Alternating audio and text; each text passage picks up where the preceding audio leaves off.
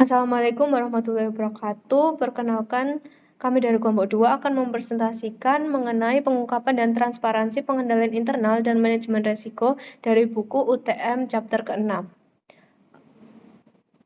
Perkenalkan, nama saya Anggreni Ibu Sumawardani, NPM 140.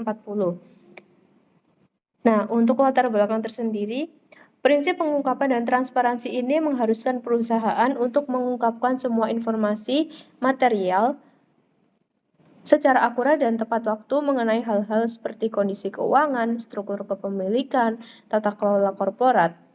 Nah, untuk aturan pengungkapan yang transparan ini sangat penting untuk pengawasan perusahaan, pemegang saham, ataupun calon investor.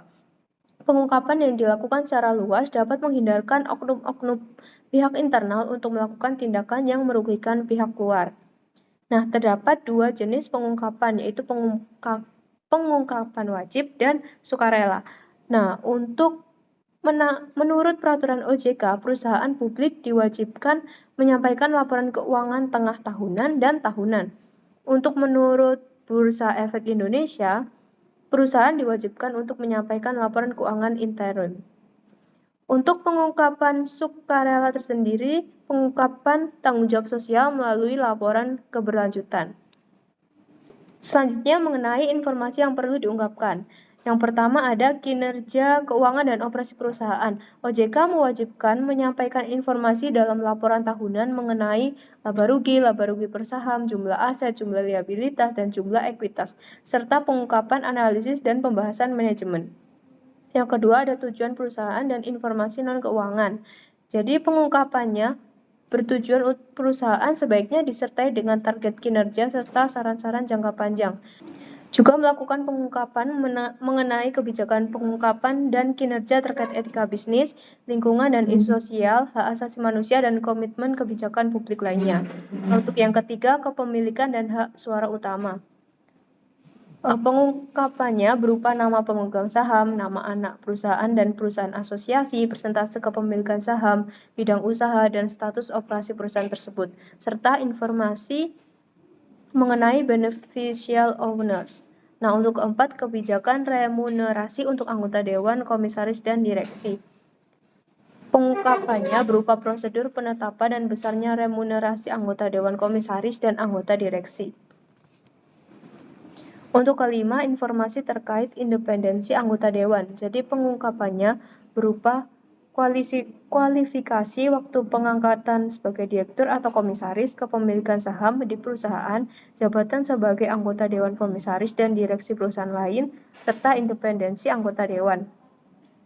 Untuk yang keenam ada transaksi pihak berelasi. Pengungkapannya berupa entitas yang mengendalikan atau dalam pengendalian bersama dengan perusahaan, pemegang saham signifikan termasuk warga dekat, dan juga personel manajemen kunci. Nah, untuk yang ketujuh ada faktor-faktor risiko yang diketahui. Pengungkapannya berupa risiko-risiko yang dihadapi perusahaan serta upaya-upaya yang telah dilakukan untuk mengelola risiko tersebut. Untuk kedelapan ada isu terkait karyawan dan pemangku kepentingan lain. Pengungkapannya berupa remunerasi, mekanisme untuk perwakilan karyawan, program pengembangan dan pelatihan SDM, tingkat perputaran karyawan, lingkungan hidup, praktik ketenaga kerjaan, kesehatan dan keselamatan kerja. Dan yang terakhir ada struktur dan kebijakan tata kelola. Pengungkapannya berupa uraian singkat terkait dewan komisaris, direksi, komite audit, internal audit, sekretaris perusahaan, dan yang mencakup nama, pelaksanaan tugas, pengungkapan prosedur, dan dasar penetapan besarnya remunerasi anggota dewan komisaris dan direksi. Oke, baik, materi selanjutnya akan dijelaskan oleh saya. Perkenalkan, nama saya Lina Yonomi Garneta dengan akhiran NPM 154. Kali ini kita akan membahas mengenai standar pelaporan keuangan dan non-keuangan yang berkualitas tinggi. Yang pertama, standar pelaporan keuangan. Nah, di Indonesia sendiri, kita itu standarnya menggunakan PSAK. Jadi, PSAK itu merupakan adopsi dari IFRS yang kemudian berlaku secara efektif semenjak 1 Januari 2018 di Indonesia.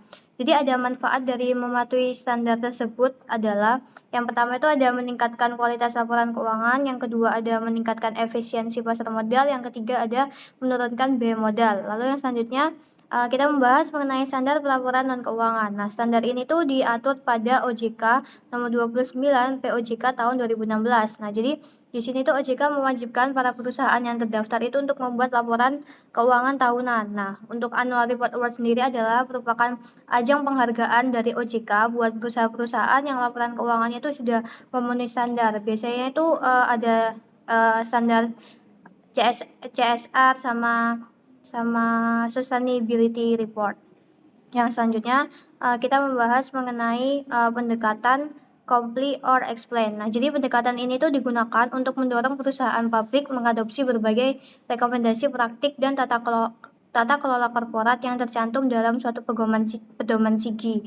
Nah, jadi dasarnya itu pendekatan ini tuh mengharuskan perusahaan publik mengungkapkan dalam laporan tahunannya pernyataan terkait cara perusahaan menerapkan suatu pedoman tersebut. Jadi para pemangku kepentingan dan pemegang saham itu dapat melakukan evaluasi dan pemberian rekomendasi-rekomendasi sesuai dengan yang telah dipatuhi.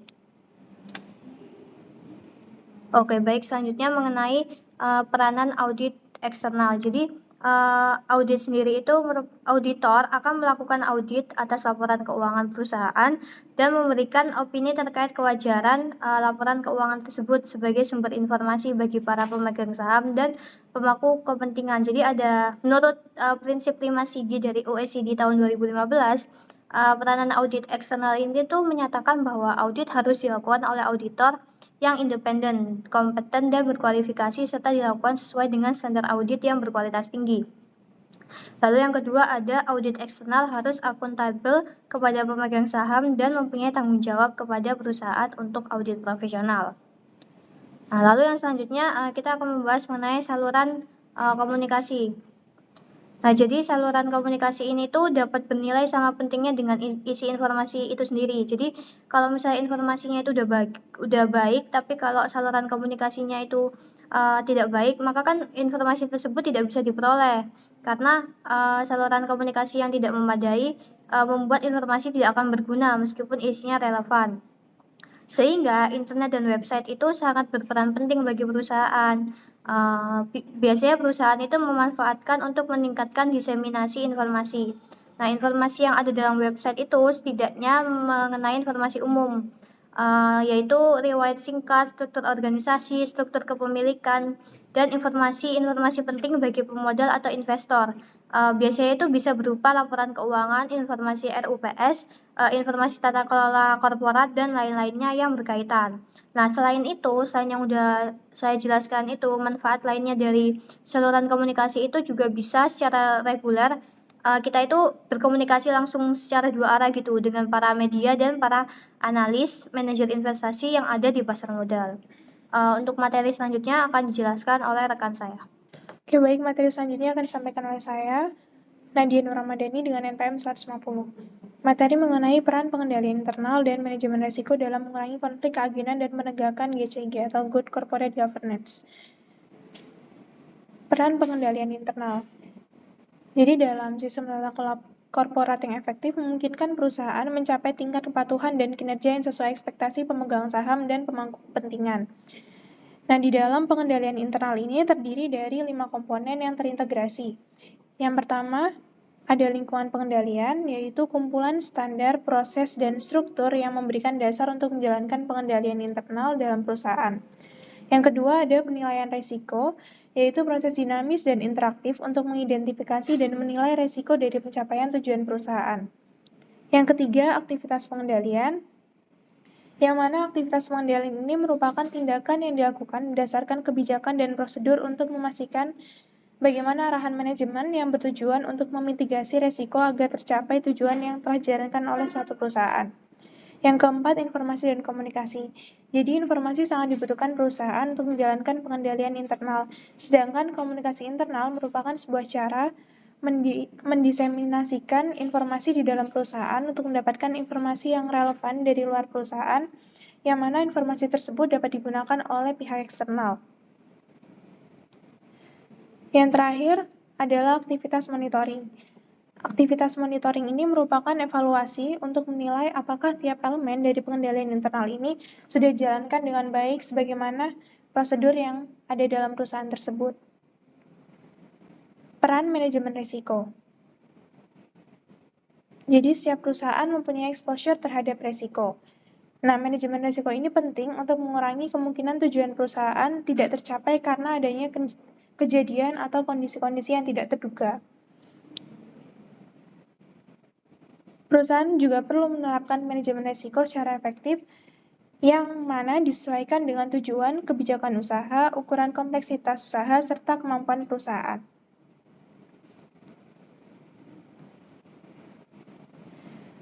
Pelaksanaan prinsip pengungkapan dan transparansi di Indonesia menurut hasil penilaian EACD ASEAN Corporate Governance Scorecard.